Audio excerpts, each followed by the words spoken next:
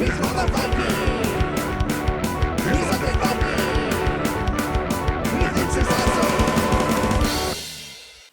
everyone, this is Barrage Battle. Barrage Battle is a two-player game in which each person is going to have a king and a wizard and a castle, and then as the game progresses, they are going to recruit more and more units into their army, and they are slowly but surely going to hopefully move that army across the battlefield into their opponent's territory, eventually cornering their opponent's king and slaying him, and therefore then winning the game.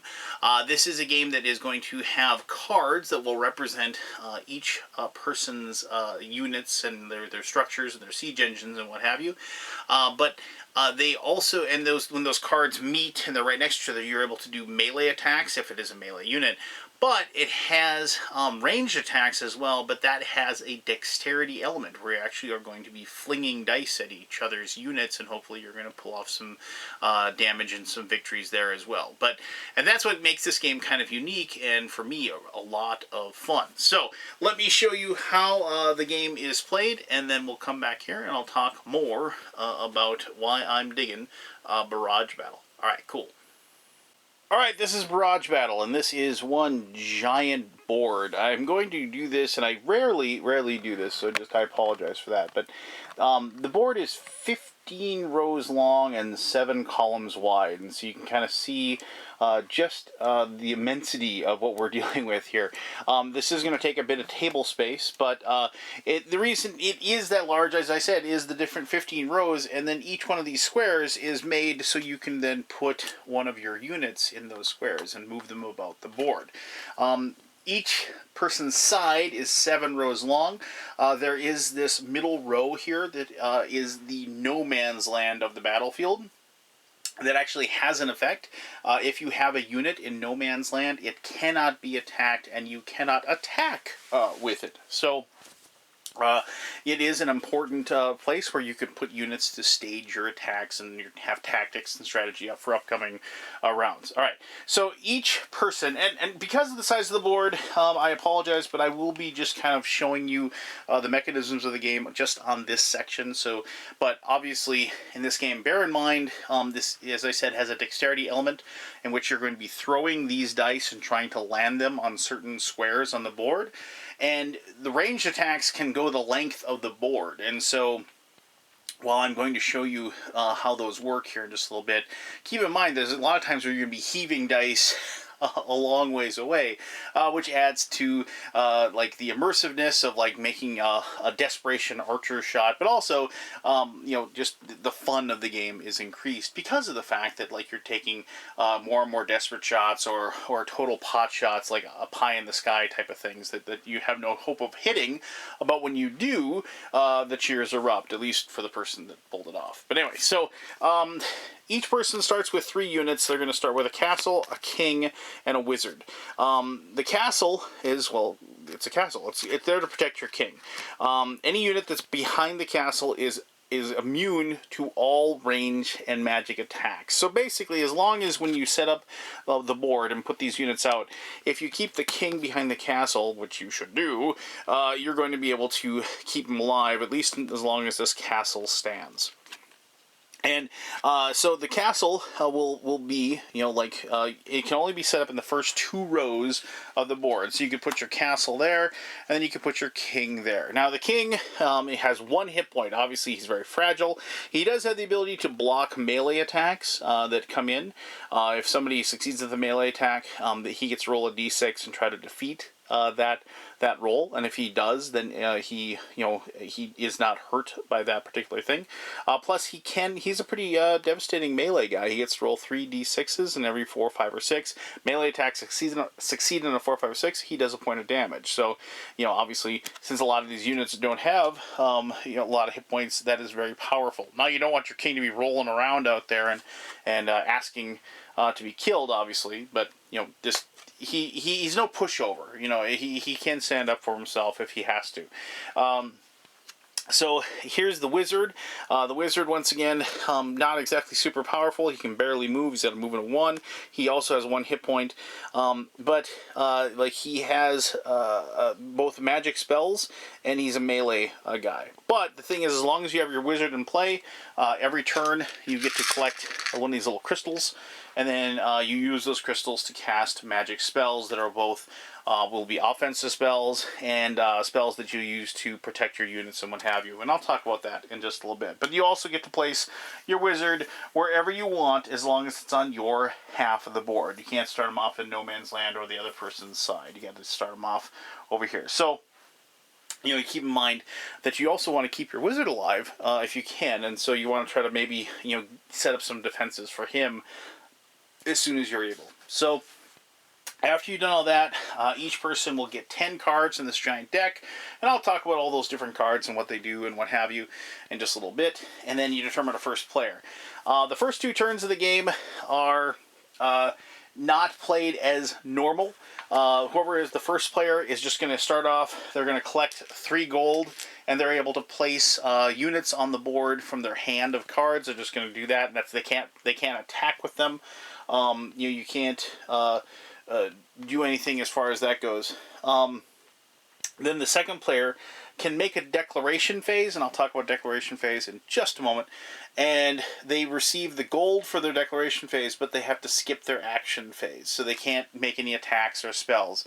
And after both people have done that, then you'll go directly into a normal phase. Now, during your person takes a turn, you have a declaration phase where you declare if you're going to be peaceful, you're going to be diplomatic, or you're going to be warlike. I'll explain that in just a second. Then you go through the upkeep phase where you gain your gold and mana for that particular turn, and if you have any kind of ongoing effects, you'll resolve them at that time. Then you're going to play units from your hand to the board. When you play a unit, you have to pay the price to put it down. The cards will tell you how much they cost, like a wall will cost you 3 gold to put down. Structures are good. Structures allow you to get units on the board. I'll explain that also in just a second. Then units also, like here's a soldier, costs 1 gold to put on the board. So there you go, things like that. And then after you've put your units or whatever on the board where you want to, then you will do your movement phase.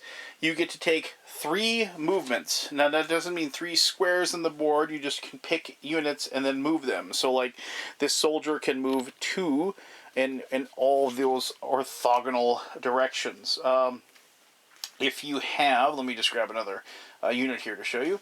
So like here's the Dame.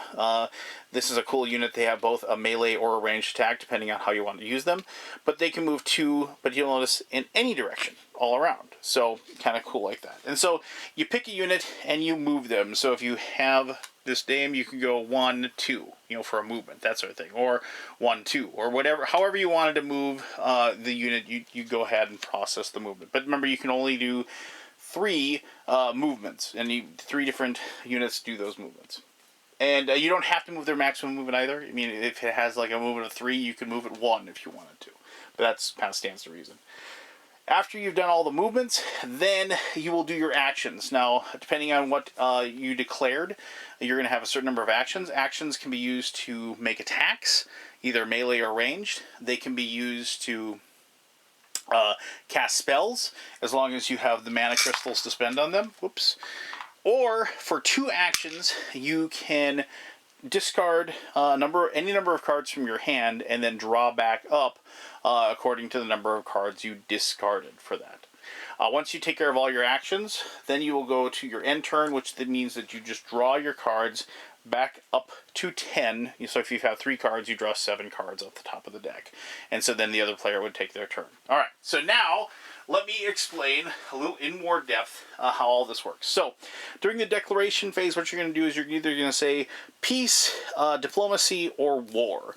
If you declare peace, you get 5 gold pieces. And I should mention that all the resources, gold and crystals, you save them through subsequent turns. So you can save up for certain spells that you want to cast. You're not going to lose them automatically if you don't spend them. So go ahead and collect the gold and crystals as much as you want. But just remember, if you're saving them and in the meantime your king gets killed, that you kind of save that money for no reason. But regardless, then if you say peaceful, you're going to get 5 coins. You're going to get 3 movements. No matter what you pick in the declaration phase, you get 3 movements. Just remember that. And then you get 0 actions. Now, when you declare peace, you cannot make attacks, obviously, because you have no actions, but also you're unable to move your units any further into the opponent's area. So if this person over here declared peace, they couldn't move the soldier forward, closer to the other side. You can move them back, you can move them to the side, but not forward. You can't basically invade when you declare peace. When you declare diplomacy, you get 3 gold coins, you get the 3 movements, and you get 3 actions. It's kind of like the middle of the road option that you have. You get a little bit of gold, you get to and do some attacks. And if you declare war, you don't get any gold at all, but you do get 5 actions. So obviously you can do a ton of attacks and have a ton of different things that you can do with those 5 actions. So you've declared, then depending on what you declared, that's how much gold you get. You get your mana crystal as long as your wizard's still alive. And then you're going to go ahead and place units on the board. Now, when you place a unit on the board, it has to be within 1 space orthogonally of a structure. So this castle's there, so like if I want to put the soldier down, I'd have to put him here, here, or here. I couldn't put him there because the king is there. You can build walls and place more structures out on the board. So like if you built a wall here, and you can't build a wall on the other side. You can't say, I'm going to build a wall in the middle of your base. You can't do that, obviously. But so if you build a wall, then that gives you the option of placing your units around that structure as well. And as you probably have guessed, walls do protect things that are behind them. A unit directly behind the wall is immune to ranged attacks. So you can place that. And obviously, if you have a wizard and you have a wall, always a good idea, to keep your wizard, safe by putting the wall in front of them, And I should mention that the wizards have the ability to use any crystals they have. If they get attacked, they can use the crystals they can use their magic ability to shield themselves from damage. So they aren't quite as frail as they appear to be, but they are quite frail. If somebody gets lucky and makes a desperate attack on one or what have you, or you put them in harm's way. So keep that in mind. So after you've placed your units, you've taken the ones out of your hand and placed the ones that you want to place, or that you can because of your resources that you have available. That's when you'll move. We already talked about movement. You just here's the dame. So you do your moves, and then after you've done your moves, you then take your actions. To cast a spell is 1 action. To make an attack is 1 action, and to discard and draw is 2 actions. So attacks. Let's just talk about how those work. Hand-to-hand attacks are very, very, very simple. You have 6-sided dice. If you've played games, so like here we have this. The dame has melee attacks. She's able to just do a melee attack against this javelineer that's here. If we look at the dame, you declare if you're going to do melee or range with her. So she's going to do melee, and you can see there's a bow and a sword right there. So damage 2 times d6. So you can attack the javelineer, you take 2d6, and you're just going to roll those. If you get a 4, 5, or 6, it'll be successful. I got 1 success, a 4. You'll notice that this javelineer has 1 hit point. That would be enough to kill him off, and he'd be off the board. Pretty simple. All right, so now let's try this. So ranged attacks. So reverses the situation. We have a javelineer. So here's an attack with a javelineer. You can see he does not have any melee, so he has to shoot. And you cannot shoot at the space right in front of you, nor can you shoot behind you. So if you have a situation where you have a ranged person that that's yours, and one of your opponent's units has got behind you, you need to get him back, so he'd be able to actually shoot. You can't shoot in return. So just keep that in mind. Ranged units, you want to keep them back so you can actually make those attacks and throw the dice across the board. Melee units, yeah, move them out. That's why units like the Dame are really powerful and really good, because of the fact that they have the ability to, choose between the two options. But anyway, so you have a situation where you have this Javelineer. The Javelineer has one attack with a D6, but the cool thing about the Javelineer is that it actually uses these cool, like, crystal cast D6s. I thought these were D8s for a second, but then I realized that it only has 1, 2, 3, 4, 5, 6. So when you attack with a ranged attack to the dexterity element, what you're trying to do is you're trying to get that die to land on the square that the unit is on. Now, it does not have to land on the card. As a matter of fact, when you're going to be throwing these dice, you're going to be knocking these cards off those spots. It is the square that is important, not the card. So, and also the Javelineer, if you saw, has the ability to re-roll one missed attack. So if we take this, we're just going to kind of toss it, and hopefully we get it on that board. Okay, hold on. Here we go. Ugh. No, I missed. Dang it. So, I use the ability, and I'm going to try again here. All right, come on. Oh, and I did it. Yep, I did. So I've landed, because it doesn't have to, like, the full thing doesn't have to be on the spot. It can be off to the side. And so that would do a point of damage. The Dames have 2 hit points, and you go ahead and place the damage on the unit like so, to show that you've succeeded. That's how that works. Now remember, like I said, the range on these attacks, you can even see, it says attack range is like 15. So the attack range is ridiculous. So you can throw it all the way to the other side of the table, and trying to knock out the other player.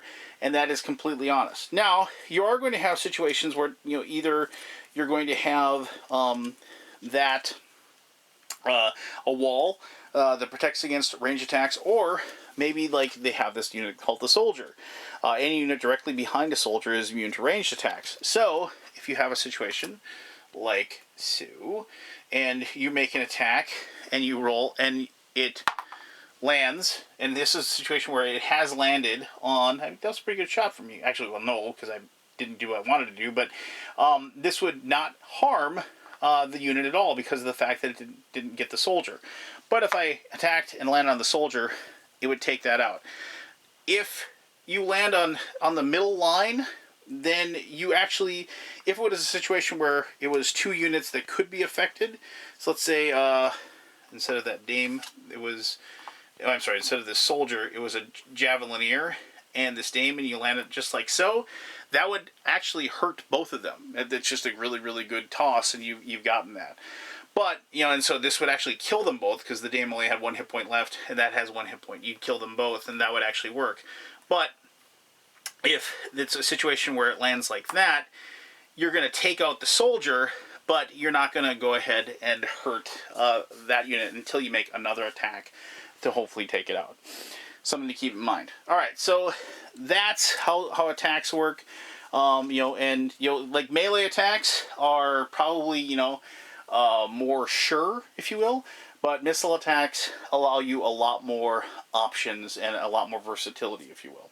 All right, so spells work as an action as long as you have the crystals to cast them. There's tons of different spells. I'm just going to show you some of them. Like some of the spells are just things that enhance you, like here's Focused Aim.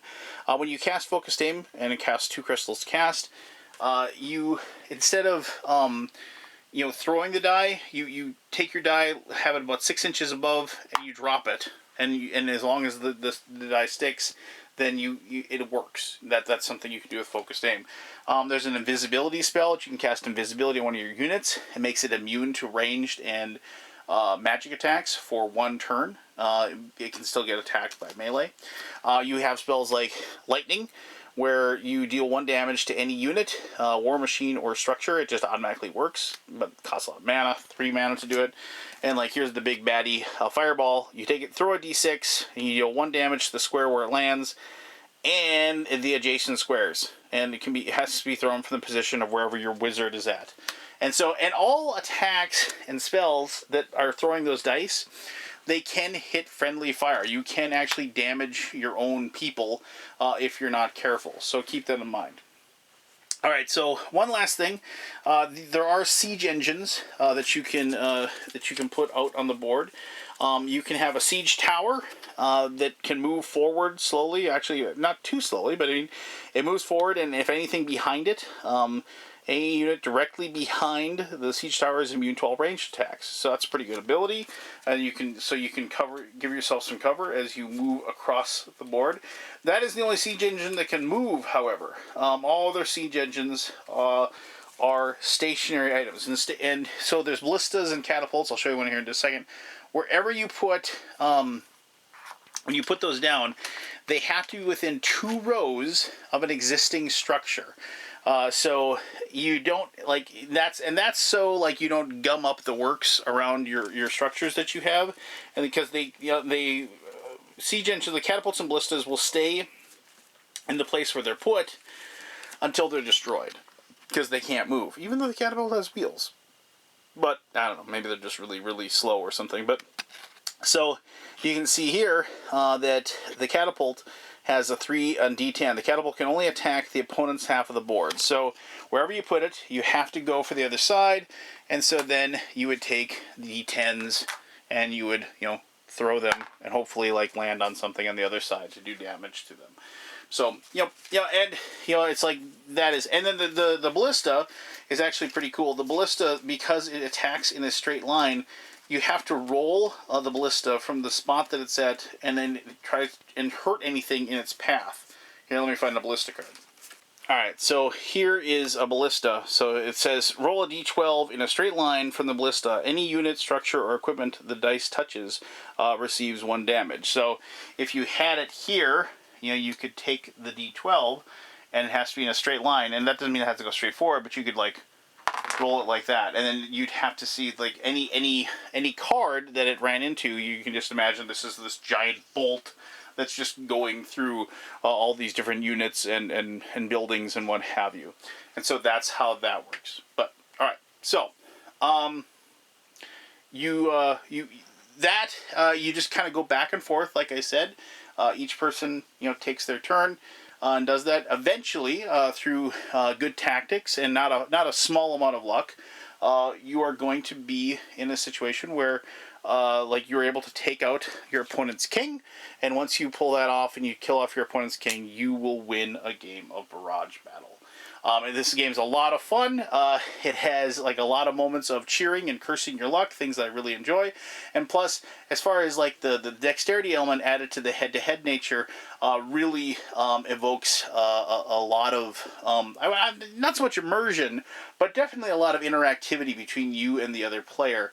Trying to gain the upper hand and being very tense and very anxious as far as with moments in the game, especially when it comes down to making that one big desperate miracle throw to pull off a win. But anyway, I'll talk more about all of that in my final thoughts, which I'll do right now.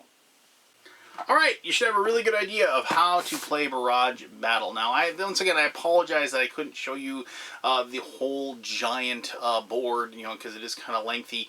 And, also I wasn't able to show you, actually being able to fling the die, all the way across the table in some desperation gamble. But that's what's kind of fun about the game is, kind of learning, the distance and, and obviously, with a lot of those rolls is that depending on the die, the four-sideds, obviously, four-sideds, we all know, they kind of, when they hit, they stick. They stop where they're, they'll slide a little bit, but for the most part, they kind of just stick wherever they land. And so you can kind of use the different geometric shape of the different dice to your advantage. If you are, rolling that D12 for the ballista, obviously it's more circular and what have you, and so when you roll it, it's gonna, tumble a little bit more. And so as you play the game, you're gonna kind of learn, how each die behaves differently. And I think it was a really stroke of genius for them to actually include these special little 6-sideds that the javelin guys use. And I mean, because they're tough to figure out as far as how they're going to spin and how they're going to end up, and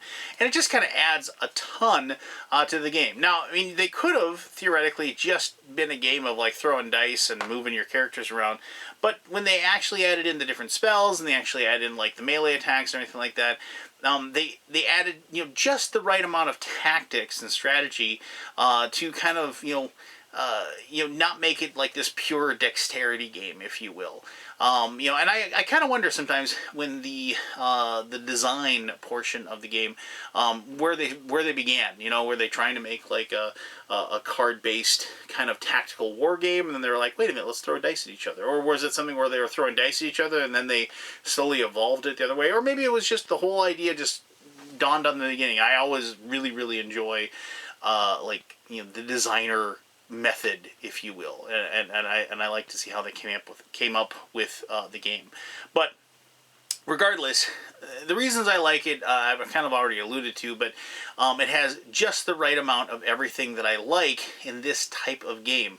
I'm not a huge fan of like Summoner Wars. I remember, like I've talked about a few times, I don't like that whole process of like trying to figure out the perfect units and what have you and putting them on.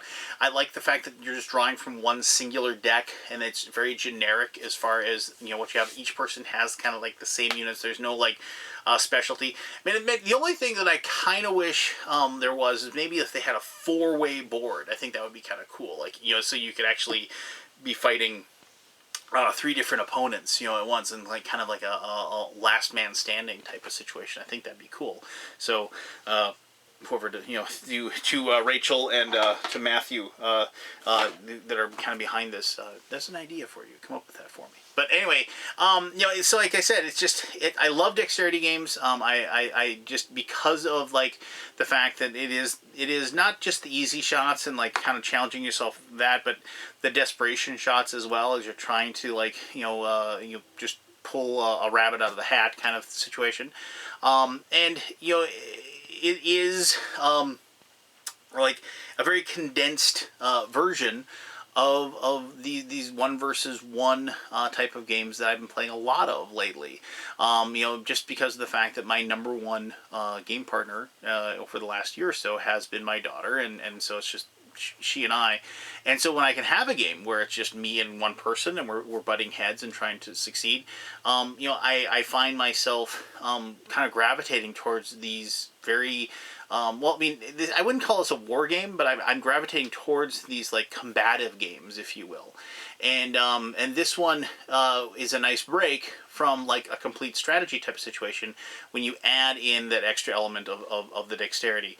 It's something I don't have on my shelf. I don't have something like this, and so when designer comes up with something that is fresh and new, or at least fresh and new as far as this game is considered, it definitely gets a spot for me. It's highly enjoyable. It's very competitive, and as I said, very, very interactive for you and the other person as you're playing the game. So if you are a person that plays a lot of these 1 versus 1 type of things, and you could play 2 versus 2. You could trade off, and who does the rolling the dice and what have you, and I think that would work just fine. I haven't played it like that, but I definitely think you could definitely pull that off.